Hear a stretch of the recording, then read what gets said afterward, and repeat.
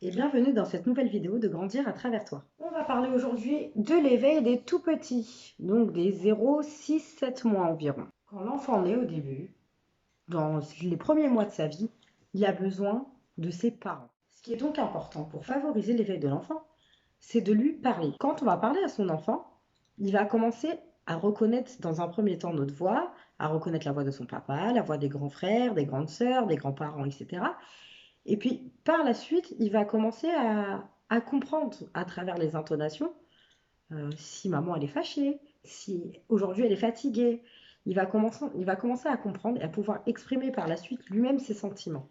Ce qui peut énormément favoriser aussi le développement de l'enfant, c'est la motricité libre. Alors, qu'est-ce que c'est la motricité libre?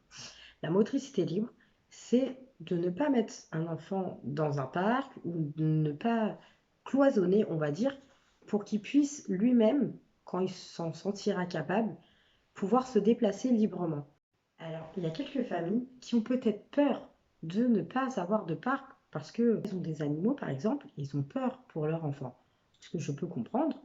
Donc, même dans un parc, je pense qu'on peut créer une atmosphère apaisante pour l'enfant. On va dans un premier temps allonger l'enfant sur le dos et on va l'observer. Des fois, on a peut-être tendance à penser que l'enfant ne fait rien, qu'il ne bouge pas. Mais en réalité, il ne fait pas rien en fait, cet enfant.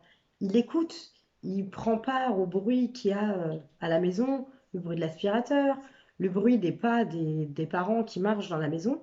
Et du coup, il va commencer à s'habituer petit à petit à tous ces bruits extérieurs et, et à mettre des mots, des expressions sur ce qu'il entend. Au bout de 2-3 mois, l'enfant sera capable d'attraper des objets, donc des petits jouets qui ne sont pas lourds. Ces mouvements ne sont pas encore tout à fait coordonnés, mais vous pouvez lui laisser des jouets du coup à sa disposition, au niveau par exemple de sa tête, au niveau de son regard, pour qu'il puisse les attraper quand il en est capable. Quand l'enfant ne se retourne pas encore et qu'il ne se déplace pas du tout, il faut qu'on réfléchisse à des objets qui, eux non plus, ne se déplacent pas. Parce que si on prend une balle et qu'avec sa main, il fait ça et il met un coup, la balle, elle va partir. Et du coup, on va pouvoir créer une frustration parce qu'il ne pourra pas aller la chercher. On va faire attention qu'il n'y ait pas trop de couleurs non plus. Parce que trop de couleurs, ça peut surstimuler le cerveau. Il y a quelque chose qui est génial pour les tout petits, je suis sûre que vous les connaissez tous, c'est les 3 petites clés de 3 couleurs que l'enfant peut attraper et secouer, parce que c'est génial, parce qu'il y a plusieurs textures, plusieurs formes, et il peut les attraper comme il veut, et c'est un objet qui est très léger et très pratique pour les tout petits. Une fois qu'il aura expérimenté le jouet sous toutes les coutures, il va tenter des expériences. Et ça, en observant les enfants, on peut le voir. Donc par exemple, il va prendre son jouet, il va commencer à le secouer, ça va faire un bruit. Ensuite, il va le taper sur le tapis. Ça va faire un autre bruit. Et puis, à un moment donné, l'objet finira par tomber ou il finira lui-même par le faire tomber. Et puis là, il va essayer d'aller le chercher. Donc, c'est pour ça que c'est important de ne pas avoir de jouet qui roule. Parce que s'il le fait tomber, il ne pourra pas aller le chercher. Alors que là, s'il est au niveau de son regard, il va tourner la tête, donc il va regarder l'objet, il va passer du dos au ventre, donc pas en un jour, bien évidemment, et puis après, il va repasser du ventre au dos, et c'est comme ça que vont commencer les premiers déplacements. Il est vraiment important que tous les enfants passent par plusieurs étapes de développement. Alors, tous les enfants ne vont pas passer par les mêmes étapes. Certains enfants ne vont pas faire de 4 pattes, d'autres vont d'abord s'asseoir et puis après ramper. Ça dépend vraiment des enfants, et je pense que c'est à nous de les laisser faire à leur rythme, tout simplement. Donc, de ne pas, par exemple, asseoir un enfant qui ne sait pas s'asseoir. S'il ne s'assoit pas, c'est que soit il n'en a pas les capacités encore physiques, que sa colonne vertébrale n'est pas prête pour s'asseoir, ou peut-être qu'il n'a pas les capacités mentales pour s'asseoir, il n'est pas prêt encore à s'asseoir. Donc je pense que c'est important vraiment de, de les laisser faire par eux-mêmes et de les observer pour favoriser justement tout ce qui est déplacement, tout ce qui est éveil de l'enfant. On va aussi faire attention à la lumière, parce qu'on n'y pense pas forcément, mais une lumière trop forte peut être agressive pour les enfants. On va penser à tamiser un petit peu plus la lumière, à pas forcément mettre la grosse lumière, parce que ça peut aussi surstimuler le cerveau. Comme je disais tout à l'heure, beaucoup de couleurs, beaucoup de lumière, ça peut être gênant pour les enfants. C'est également très important de pouvoir communiquer avec son enfant. Donc, que ça soit la communication verbale ou non verbale, c'est important de pouvoir communiquer entre vous. Avant le langage, vous pouvez utiliser la communication non verbale. Donc ça peut être la langue des signes, par exemple.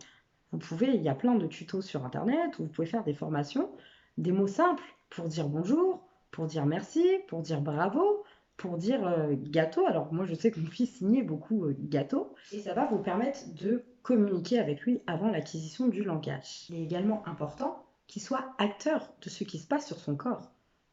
Par exemple, lors d'un changement de couche, vous allez lui dire, là je vais changer ta couche.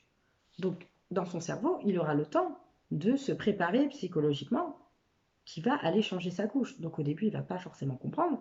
Et puis à force d'entendre la phrase, je vais aller changer ta couche, il va assimiler, il aura le temps de s'y préparer. Donc ça, c'est quand même important. Lors du moment du change, vous allez lui dire, est-ce que tu peux m'aider? Est-ce que tu peux lever un petit peu tes fesses? Donc là, il va être acteur du change. Il n'est plus, c'est plus un moment passif où on arrive, on change la couche d'un enfant. Non, c'est son corps. Et quand il sera encore un petit peu plus grand, vous pouvez même le faire participer. Vous pouvez lui donner un petit gant pour qu'il se nettoie lui-même. Pour résumer, pour favoriser l'éveil des tout-petits, on va, dans un premier temps, créer une ambiance. Et on va surtout instaurer des repères. Parce que notre enfant a besoin de repères. Donc, lui mettre son tapis, on va essayer de lui mettre toujours à la même place pour que lui puisse se repérer dans l'espace, se repérer dans la pièce, de savoir que quand il tourne la tête à droite, de savoir ce qu'il y a, quand il tourne la tête à gauche, savoir également ce qu'il y a. On va vraiment essayer de lui créer un repère d'espace pour qu'il puisse lui-même par la suite se déplacer s'il le souhaite. On va également essayer de créer un repère dans le temps, après la sieste, je ne sais pas, vous chantez des comptines, ou avant l'endormissement, vous racontez une petite histoire, toujours à la même place, pour qu'il puisse lui se repérer dans le temps et savoir ce qui va se passer par la suite. C'est par toutes ces petites choses qu'on va pouvoir aider notre enfant à grandir, à s'épanouir et surtout à se repérer. Je pense qu'il n'est vraiment pas nécessaire d'investir des centaines et des centaines d'euros sur des jouets miraculeux, soi-disant qu'on entend dans des pubs. Je trouve ça vraiment inutile, alors que vraiment l'enfant, pour grandir, il a vraiment besoin du strict minimum. Ça veut dire un tapis, la voix de ses parents et quelques petits hochets ou quelques petites choses même que vous pouvez fabriquer vous-même. Tout ce qu'on voit ou tout ce qu'on entend avec des jouets où il y a plein de lumière, plein de couleurs qui sont beaucoup trop lourds pour les enfants, c'est, à mon sens, totalement inutile. Allez pas vous ruiner là-dedans parce que c'est inutile. Il y a également ce débat sur le fameux Youpala. Donc, en tant que pro de la petite enfance et en tant que maman, moi je suis contre le Youpala parce que je le trouve inutile et je le trouve même dangereux. Donc, que vous choisissiez pour votre enfant de mettre votre enfant dans un Youpala, ça vous regarde, chacun est libre de faire ce qu'il veut. Je voudrais juste vous mettre en garde contre les accidents domestiques. Des fois, l'enfant est dans son Youpala, il peut buter sur la gazinière, la casserole peut se renverser dessus. Il est à l'origine de nombreux accidents domestiques. Donc, si vous choisissez de mettre votre enfant dans ce fameux Youpala, juste faites très attention. En tant que parent, on fera toujours des choix pour nos enfants qui sont bons, d'autres qui ne le seront pas forcément. Je pense que le plus important, c'est de savoir se remettre en question, de se dire, ah bah là, j'aurais peut-être pas fait comme ça, ou j'aurais peut-être dû faire autrement.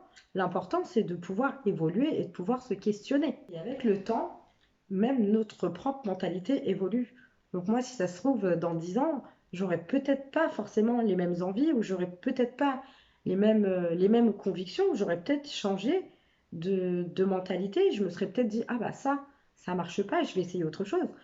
Ce qui est important, c'est de se le dire, en fait, de se dire que on n'est pas parent sur un mode d'emploi et que on peut faire des erreurs. J'espère que cette vidéo sur l'éveil des tout petits vous aura plu et surtout n'hésitez pas à liker et à vous abonner à ma page.